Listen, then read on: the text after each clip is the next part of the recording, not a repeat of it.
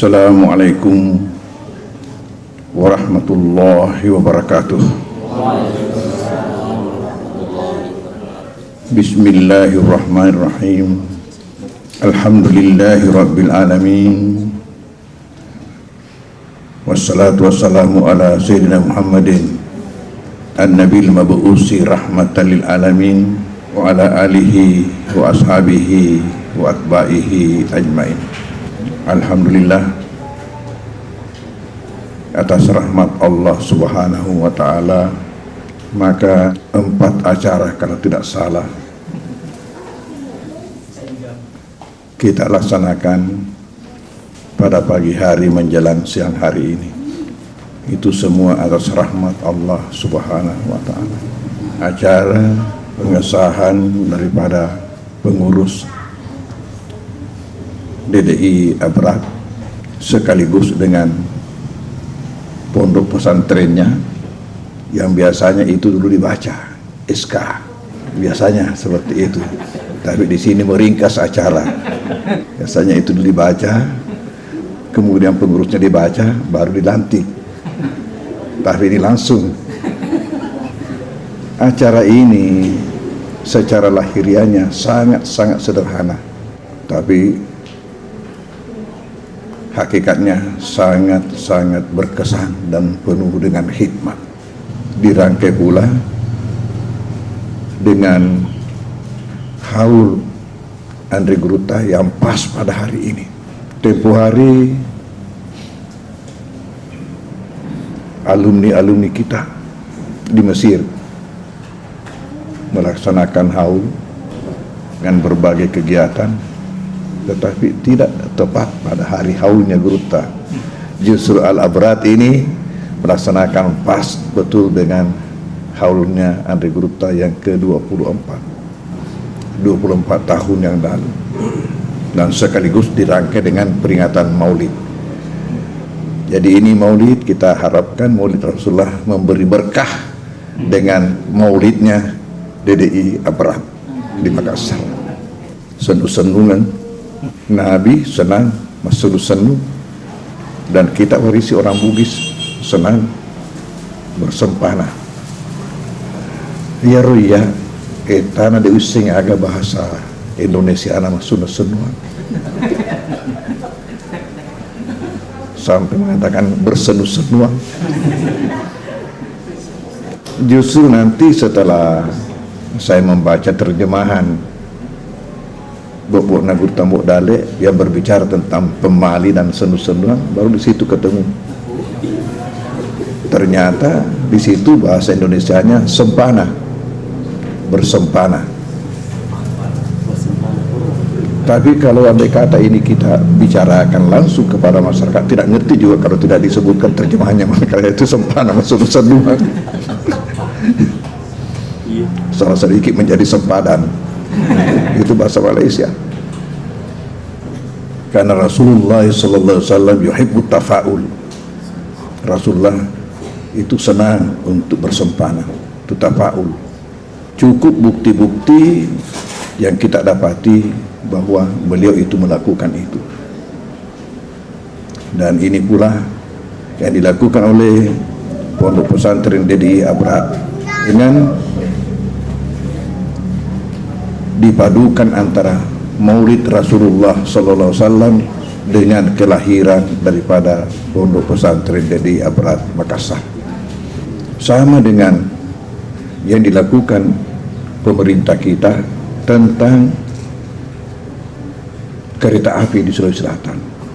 Itu sejarahnya bermula dengan pelebaran jalan dari Maros, dari Makassar ke Parepare. Pelebaran jalan ini melewati 3 kabupaten, Maros, Pangkep, dan Baru. Dari 3 kabupaten ini yang terpanjang adalah Baru, sepanjang 76 kilo.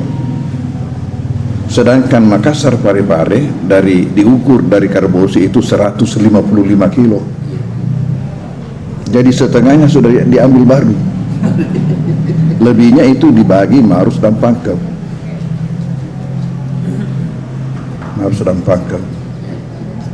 Tetapi ternyata yang lebih dulu cepat selesai baru yang panjang ini.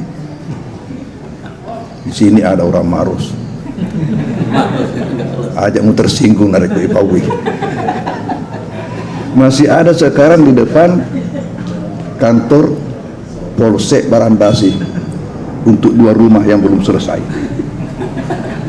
Di situ ada warung ngopi. Di situ tulisannya di luar, ruang ngopi. Hati-hati, ruang ngopi. Ya, sedia wifi. Itu belum selesai. Ya, karena ini maka pemerintah bersempana untuk rel kereta api, sehingga pencanangan rel kereta api ini dilakukan di Baru. Ya nalasan seneng baru naceri aro ya naceri pelebaran jalannya.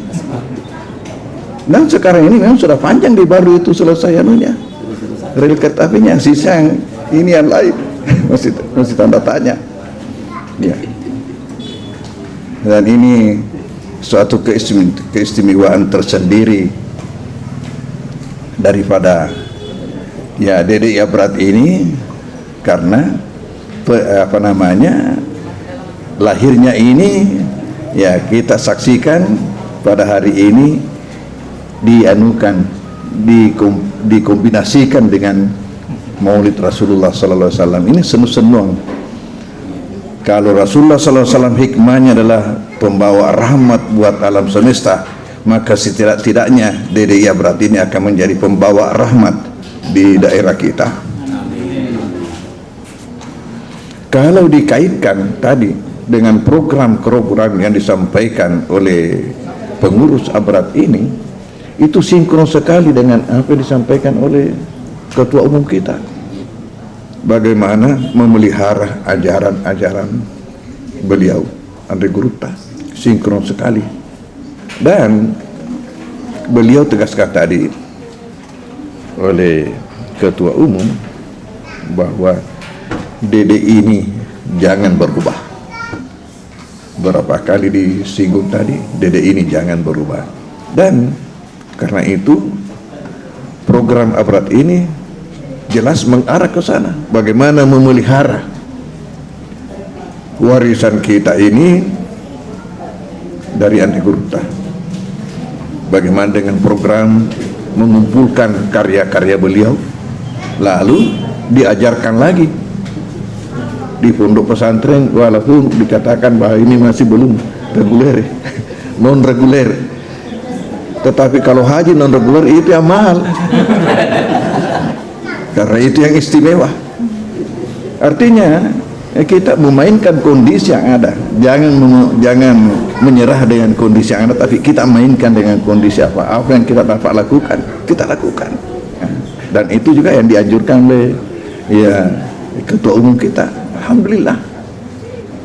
Sedikit berbicara tentang kelahiran DDI yang disinggung tadi oleh beliau, bahwa kalau dikatakan Andre Guruta sebagai pendiri DDI, beliau katakan itu bukan sendirian.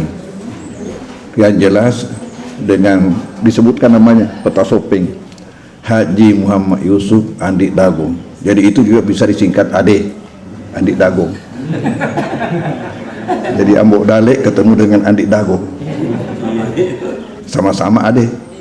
Itu sejarahnya suatu kesyukuran bagi masyarakat Baru, khususnya masyarakat Mangkoso, karena raja yang mulai sadar mengenai kondisi keberagamaan masyarakatnya. Beliau mendirikan 3 masjid di wilayahnya, yang asalnya itu ya musalla. Kalau nama apa namanya Langkara itu asalnya di Mangkoso, di Lapasu dan Takalasi. Ini ketiganya tahun 35 itu dirubah menjadi masjid. Tetapi sudah dirubah menjadi masjid, namun tetap sepi jamaah. Ini hajian di Yusuf Andi Dagong, di hajian di Muhammad Yusuf Andi Dagong ini resah, maka dikumpulkanlah aparatnya, sara dengan adat. Adat itu aparatnya langsung aparat pemerintahan, sara itu pegawai agama, rapat di rumah beliau. Ini bagaimana mengatasi ini, kondisi ini. Lalu atas usul seorang warga Mangkoso keturunan Arab yang bernama Sayyid Mahdar mengatakan, arunge berhasil ni mebu masiji nasabak lo bangi masiji narima kuan itu tugasna arunge makukue lete sih mebu iset masiji iset nasi ya makukue kan garuna tapi iset nasi aja berarti lete nih lokasi mebu iset masiji aku tanya arunge beku caranya sampai mebu iset masiji mat kadai patatongi arunge angajiang patatongi arunge angajiang. Angajian dalam bahasa Bugis itulah pesantren sekarang. Makanya santri-santri itu dulu dalam bahasa Bugis disebut anak pangaji. Tanya pangaji korang, pangaji kita. Tentunya korang lebih-lebih pada nggak baca kita ke Indonesia mengaji. Dan beliau termakan itu pikirannya. Ya, pindahlah bicarakan siapa yang kita harapkan untuk membina. Tidak ada di tempat itu yang bisa membina. Sampai ada yang mengusulkan ada dari Sumatera. Kebetulan waktu itu di Kampung Baru yang hanya 2 kilo jaraknya dari Mangkoso itu sudah maju Muhammadiyah di situ. Sudah maju Muhammadiyah. Ya. Malah ada pembinanya dari Sumatera Barat. Sampai ada yang mengusulkan dari Sumatera, ada yang mengusulkan dari Jawa. Tetapi pertimbangan peta Sopeng itu yang dikenal peta Sopeng waktu itu yang jadi masalah mengenai budaya kita. Kalau dari luar tidak tahu budaya kita, bagaimana agama kita ini paralel dengan budaya kita, jadi sapaki ya. Lalu yang menjadi keputusan ada guru Tambuk Dale ya, perjalanannya sebelum diminta sama guru Pengaji Sade sudah di lobi ada guru Tambuk Dale di Pancana, karena pernah beliau ada istrinya di sana di Pancana di lobi. Adakah kira-kira kesiapan beliau andai kata diperlukan oleh masyarakat di Mangkoso? Dan salah satu sifat anti gurta itu tidak suka mengatakan tidak, tidak suka mengatakan tidak, tidak suka mengecewakan harapan orang. Itulah sampai beliau sudah sakit-sakit ya, sudah renta, sering masih ada masyarakat dari desa mengundang beliau datang. Selama tidak ada yang menghalangi beliau datang. Kita sendiri yang berkata, patujunna bangsamu tuh ajak namun kasih gurta ita ni situasi na gurta lokana ba melapor napa melo doang milawi bari nelo doang ki aja nih patah puso-puso sih, tapi ya masyarakat itu kan sakunarik kok hadir kalamana anak anak sana kemana ya beliau datang. Dan misi Nabi kita dakwah mendidik, dakwah pendidikan itu yang dilanjutkan oleh Andi Guru Tambuk Dale, dan ini yang kita warisi sekarang ini dengan pemahaman sebagaimana disampaikan tadi oleh Ketua Umum kita. Jadi itu Ketua Umum kita, dan kesempatan ini di samping mengesahkan kepengurusan ini ya, kita hadir di sini bermaulid itu menegaskan kembali saya biasa berkata DDI ini adalah ladang yang sangat subur yang Andi Gurta wariskan kepada kita, ladang yang sangat subur. Maka sayang sekali kalau penerus-penerus DDI ini tidak memahami ini, sehingga membiarkan ladang ini tidak terurus, apakah dengan terkontaminasi dengan aliran-aliran yang macam-macam sebagaimana disampaikan tadi oleh ketua umum kita, atau yang cepat-cepat mau besar sendiri. Coba setidak-tidaknya apalah tanda kesyukuran dan tanda terima kasih, tanda kesyukuran dan tanda terima kasihmu kepada DDI yang telah menjadi kamu sebagai orang. Istilah orang Ambon, menjadi kamu sebagai orang. Apalah tanda kesyukuran dan tanda terima kasihmu kepada DDI? Kalau kamu membuat pesantren, kok apa salahnya kalau diberi nama DDI? Sebagaimana yang sekarang kita resmikan pada hari ini, DDI Abrad. Jadi perlu aplaus kepada DDI Abrad.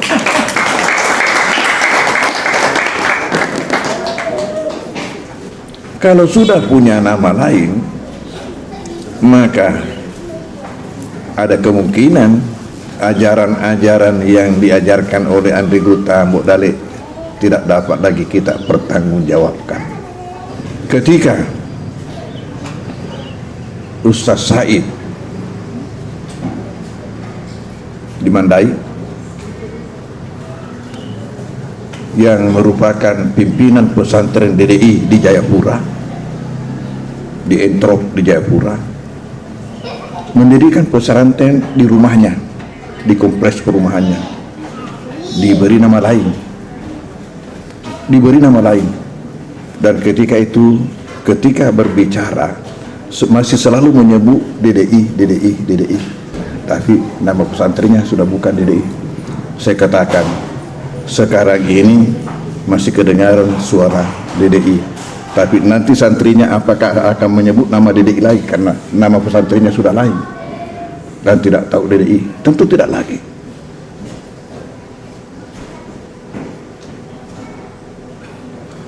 Mengapa kita besar dari DDI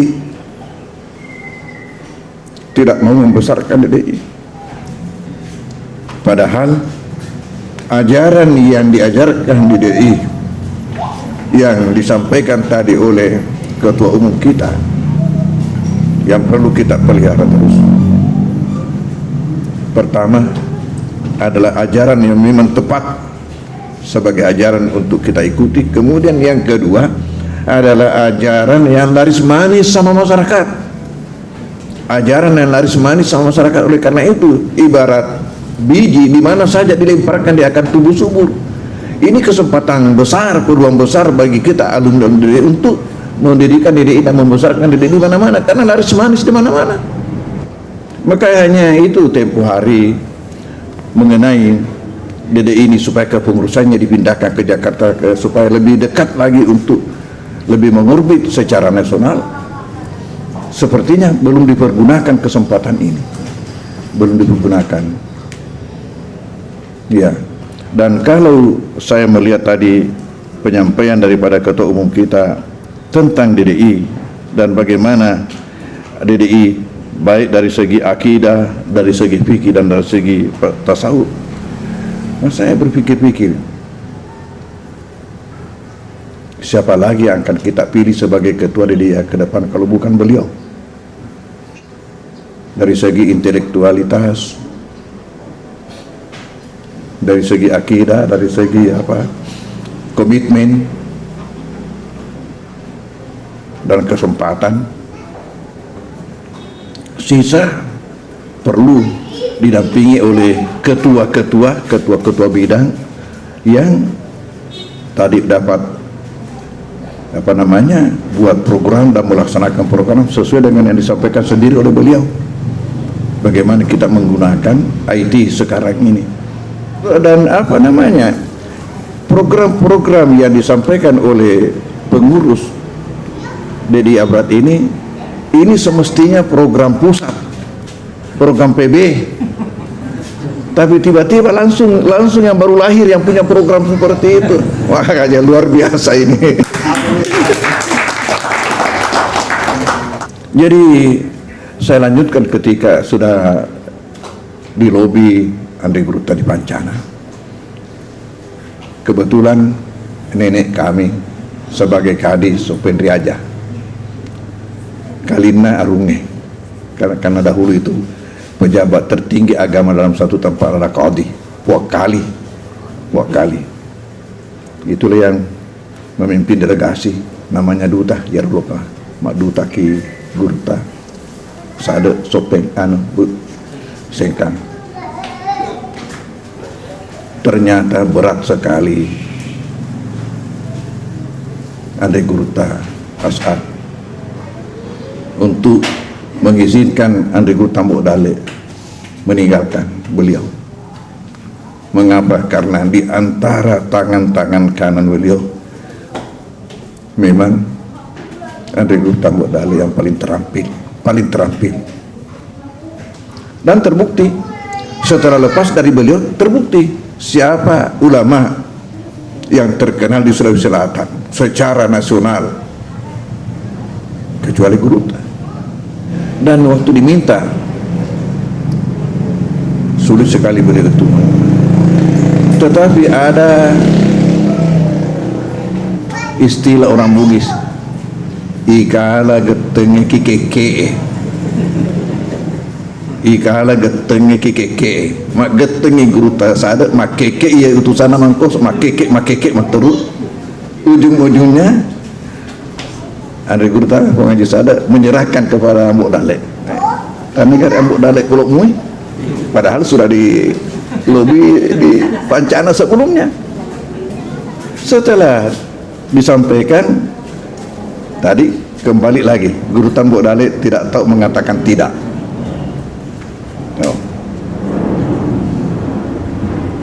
Ternyata ya agak kecewa Gurta Pengaji Sade ini dengan bersedianya Gurta Mbok Dale ke Mangkoso,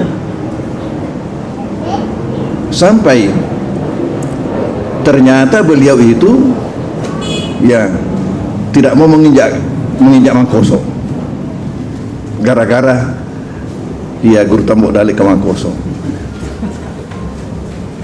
Nanti diketahui bahwa tidak mau menginjak Mangkoso setelah suatu perjalanan beliau itu dari Sengkang ke Makassar meletus bom mobilnya di Mangkoso.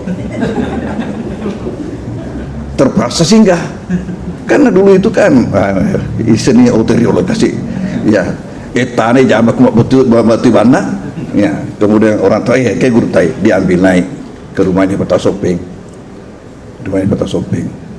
nah di situ lalu disuruh panggil Gurta Mbok Dale. Datang Gurta Mbok Dale, belum sampai kasur masih di tangga sudah ngomong Gurta Pengaji Sade mupakapar kayak Mbok Dale. Mupakapar kayak kenapa? Nah sebab purut anruh dewe lo Malaysia Mangkoso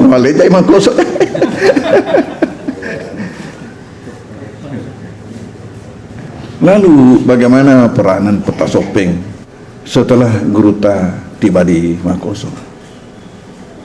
Gurta tiba di Mangkoso bukan sendirian, bersama dengan orang tua beliau yang namanya Pak Tobo, dan orang tua beliau itu ada di Mangkoso juga dikuburkan. Jadi mungkin salah satu faktor juga yang kita tidak tahu mengapa beliau itu mewasiatkan kalau meninggal dunia, kalau wafat dikuburkan di Mangkoso. Di samping faktor lain yang pernah saya dengar, ajak nak kita belang nanti pancai berhala kak tema tuku ke Kabelang, itu saya pernah dengar. Kalau di Kabelang nanti jadi berhala sama masyarakat di situ ya. Tapi mungkin faktor yang lain barangkali karena orang tuanya. Jadi ketika tiba dia sampaikan kepada raja, maka dah ia royak polewe pada lawan apa ngaju malaikat lolongurka terangkat bersama dengan akarnya, lepas bersama dengan akarnya oleh raja. Dibalas dengan mengatakan ipahat tuh ada Nagurta, ipahang ada Nagurta. Jadi raja bersama dengan keluarga beliau menyiapkan 500 ikat padi ya, 500 ikat padi untuk dimakan beliau setiap tahunnya. dek menen oleh guru tepat capu ya 500 sena ida lu masih tahu nggak nah cok ega tu jumlah nasoe ya jumlah cok ega masalah yang padi itu satu ikat antara 6 sampai 8 liter isinya satu ikat. Lalu di samping itu oleh masyarakat ya maka dikumpulkanlah uang belanja buat beliau itu Rp25 per bulan. Rp25 per bulan uang Belanda ini. Sementara saya ingat waktu saya kecil suka ikut sama almarhum Guru Ta'amri sampai menikahkan orang disebutkan sompana asera ringgi, berarti tidak cukup Rp25 karena satu ringgit 2,5 rupiah, berarti hanya Rp22,5. Itu maharnya orang kawin waktu itu. Sementara nafkah dari belanja sehari-harinya ini Rp25 per bulan. Itu luar biasa ya, karena orang pergi belanja ke pasar itu hanya benggolok pakai. Benggolok itu 2,5 sen, kalau tali 2,5 ketip, Rp1 10 ketip, satu suku 5 ketip, satu ketip 10 sen. Itulah jaminan yang diberikan oleh raja bersama dengan masyarakat ketika di Mangkoso yang disampaikan tadi bahwa semua menerima Andi Guru Tamu Dale di Mangkoso, dan disitulah Guru Tamu mengorbit sebagai ulama besar di Mangkoso. Waktu masih di Sengkang belum nampak karena masih ada ya Guru Pengajis ada, tapi di sini mengorbit beliau, dan disitulah kelihatan warna beliau. Disitulah kelihatan warna beliau bahwa beliau itu sangat getol dengan dakwah. Di mana-mana beliau itu pergi, satu wasiat beliau itu, isengi makukwe engkaku ke kampung atau we. Iku mana tu seleko mu mana boleh tuamu. Makukwe ke kampung Natawe mempunyai budaya yang beda, terutama ya di luar Sulawesi Selatan mempunyai budaya yang beda. Mulai muka pertahankannya selengen anakmu kampung Natawe. Jadi pada toko sekolah ukiring aku guru gimana-mana beliau, itulah menyebabkan berkembang terus DDI pada masa beliau itu. Maka sangat kita sayangkan kalau PLB sekarang ini membiarkan mati DDI, sementara Guru Tambok Dale dengan fasilitas yang sangat terbatas menghidupkan banyak DDI. Oleh karena itu PLB sekarang tidak boleh membiarkan ada DDI yang mati dengan fasilitas yang jauh lebih maju lagi dibanding dengan masanya Guru. Iya, Adina Ahmad pernah menelusuri itu di mana-mana Guru pergi, ya menelusuri itu sebagaimana ya yang disampaikan tadi bahwa ada rencana untuk membuat biografi lengkap Andi Guru Tambok Dale. Ya Dina Ahmad sudah pernah menelusuri itu di mana-mana. Guru pernah berdakwah dan menginap dalam bagaimana itu diselusuri. Ya di situ kita lihat bagaimana Andi Guru itu ya komitmennya dengan dakwah dan dengan pendidikan. Orang yang pernah mengikuti Guru Tambok Dale di hutan berkata, itu Guru kapan kita berhenti dalam perjalanan? Terus dia katakan, ibu kayak kitab mengajar lagi, di samping mengajar kepada masyarakat. Memang luar biasa. Padahal apa yang dicari kalau bukan betul-betul keikhlasan beliau itu untuk melihat bagaimana masyarakat kita ini selamat dunia akhirat, mewarisi daripada perjuangan Rasulullah SAW. Dan inilah yang terus kita harus lakukan dengan membawa ajaran-ajaran Rasulullah SAW yang betul-betul murni, ia termasuk mengenai masalah moderasi daripada Islam itu, wasatiyah, jalan tengahnya Islam itu, bukan di kanan bukan di kiri, Saya katakan yang mengaku Ahlus Sunnah sekarang ini ada 3 macam. Ada 3 macam. Ada golongan kanan, ada golongan kiri. Kita ini golongan tengah, wasatiyah. Golongan kanan itu yang sedikit bidah, sedikit bidah, sedikit bidah. Jadi seolah-olah haram semua. Golongan kiri seolah-olah halal semua. Ya, jadi wanita juga bisa menjadi memimpin orang salat, bisa jadi khutbah itu. Jadi seolah-olah halal semua. Jadi yang satu seolah-olah haram semua, yang lain seolah halal semua. Kita ada halal, ada haram. Nah, itu ya wasatiyah. Itu wasatiyah. Ya. Kita sudah mendengarkan bagaimana fikih beliau, Andi Gruta, bagaimana akidah beliau, bagaimana tasawuf beliau. Ya. Sampai ya beliau ini bagaimana di dalam menuntut ilmu, melanjutkan studinya sampai di Kairo, sampai di Azhar, ya, untuk betul-betul menguatkan bagaimana ajaran yang kita terima dari Andi Gruta Ambuk Dalek ini. Gruta Ambuk Dalek ini tadi katakan mengapa Syafi'i yang dipilih. Dari segi perbandingan antara imam-imam mazhab, maka Imam Syafi'i memang memiliki kekhususan yang beda dengan imam-imam yang lain. Imam-imam yang lain itu umumnya hanya dalam satu tempat tinggal. Dalam satu tempat tinggal. Jadi bergurunya juga hanya di situ. Baik Abu Hanifah, baik Imam Malik, Hambali apalagi. Sementara Imam Syafi'i dia dulu belajar, ya, belajar dulu di Madinah, kemudian pergi lagi ke Baghdad. Dia di Madinah itu adalah simbol daripada madrasatul hadis. Itu di Madinah. Karena belajar sama Imam Malik. Sementara di Irak adalah simbol madrasatul ra'i. Di sana muridnya Abu Hanifah, di sana siapa? Muhammad Hasan, di sana Abu Yusuf. Jadi terkombinasi antara ya ini madrasatul hadis sama madrasatul ra'i pada diri Imam Syafi'i. Terkombinasi. Oleh karena itu dari semua mazhab berarti ini Syafi'i yang tengah-tengah lagi, yang jalan tengah lagi. Pemahaman Syafi'i dari segi fikih, ya. Dan setelah pergi ke Mesir, disitulah mantap betul, ya, mantap betul keulamaan daripada Imam Syafi'i, dan disitulah beliau wafat. Kemudian saya katakan tadi bahwa kalau ini kita pertahankan terus, ya,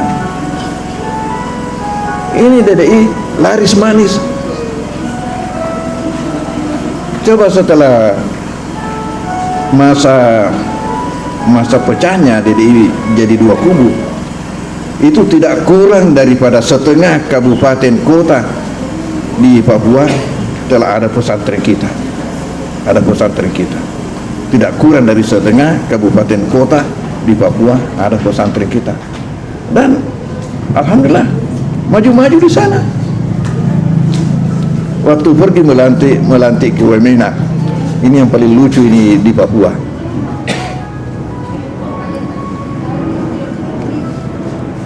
Karena kita akan berangkat sore dari Jayapura, tiba-tiba pesawatnya ditunda ke besok pagi.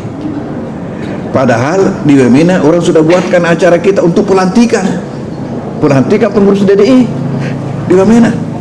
Ini bagaimana ini? Sementara tidak ada jalan kecuali harus naik pesawat. Ya, satu keberuntungan, ada salah seorang warga kita dari Baru yang di sana kebetulan banyak dekat dengan apa namanya bandara, karena selalu mengirim barang ke Wamena. Ya, jadi dihubungi di sana. Kemudian muncul ya bahwa ada satu pesawat mau ke Wamena, tetapi bukan pesawat penumpang, pesawat kargo. Lalu saya dihubungi, elok buka guru tah, lo kan areko pesawat kargo nato nangi.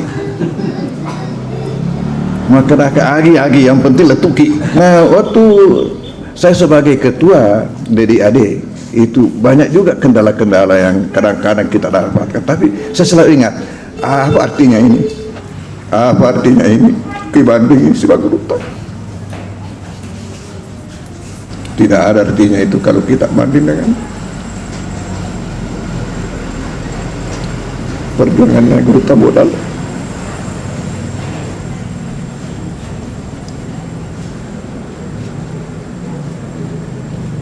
Lalu dihubungi di bandara, bolehkah diikutkan di pesawat kargo? Ya, minta. Katanya tidak ada kursi di situ. Karena hanya untuk barang, tidak ada kursi. Itu hanya yang pakai kursi di situ hanya pilotnya dengan kopilotnya dengan mana teknisinya 3 orang. Ya, kita mau berangkat ke sana juga 3 orang. Saya pimpinan pesantren ini Jayapura ini Ustaz Said, ya Ustaz Said Karim dengan Adinda Ahmad. Ya, kemudian pokoknya bagaimana sehingga bisa diikutkan. Akhirnya kita diikutkan. Jadi pesawatnya pilotnya menghadap ke depan, kita menghadap ke belakang. Saya sendiri punya bangku-bangku untuk duduk. Yang lainnya itu hanya tasnya diduduki karena tidak ada tempat duduk. Ya, alhamdulillah tiba di webinar dan jadi acara waktu itu macam-macam. Pernah juga kita pergi ke satu tempat itu, ya, melewati lebih 100 jembatan. Sepertinya waktu saya dengar, tidak percaya, masa lebih 100 jembatan. Ya, waktu itu ada yang ikut dari DDI Biak. Siapa sih orang Marus itu yang dulu ketuanya di sana? Di Biak. Itu ya, ada ikut. Dia hitung betul. Dia hitung itu. Jembatan memang banyak, tapi jembatan-jembatan pendek itu yang paling banyak itu. Jembatan besarnya kalau tidak salah ingat hanya 2 atau 3. Yang jembatan besar yang lainnya itu jembatan pendek, jembatan darurat. Puratoni tasari otoe. Tapi itu selalu ingat, apa artinya ini dari yang lagi Nabugai Guruta.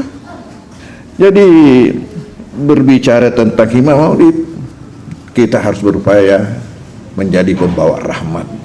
Bagaimana DDI Abrat ini juga menjadi rahmat setidak-tidaknya di lingkungan kita di sini, dan dengan program itu kita upayakan bagaimana ke depan, ya, tidak mustahil, ya, dengan program-program yang dicanangkan tadi itu akan menjadi besar ke depan. Bahwasanya lingkungan ini masih terbuka untuk kita kembangkan, masih terbuka luas untuk kita kembangkan DDI, tentunya dengan perhatian kita semua, bagaimana kita kembangkan semua. Dan ini adalah suatu amal jariah yang telah diletakkan, ya, oleh orang tua kita di sini, yang sisa kita isi betul-betul ke depan. Kita isi betul-betul ke depan. Dan ya, membawakan suatu peranan di dalam rangka untuk memajukan DDI secara umum ke depan. Saya kira ini yang sempat saya sampaikan, mudah-mudahan ada berkahnya buat kita semua. Akhirul kalam, wassalamualaikum warahmatullahi wabarakatuh.